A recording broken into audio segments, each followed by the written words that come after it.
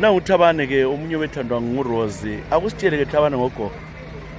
Ende ngizobuhlungu. uGogo uhambe singakhangelelanga. Awuhambile uRose. Ngiqalise ngingakwamukeli kodwa ngithe ngifike endlini hayi ngikwamukeli. Ngiyezwa amadolo siba buhlungu. Hayi ngempela uhambile. Uzamkhumbula ngani kakhulu wena? uGogo ngizamkhumbula vele ngiyenza into eziningi.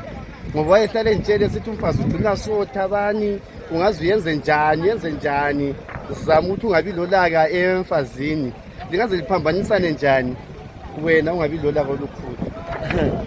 So kade sabantu bathini emarket njona into ngiyolulelayo uyasalelwela abantu labelithengisayo ngibani?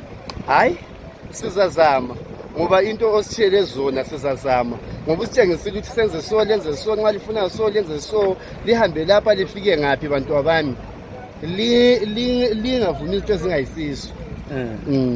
Kakhulu ongasoze umkhohlwe ngakho kakhulu ngaphandle kokulaya kuyini uGogo Nyathi?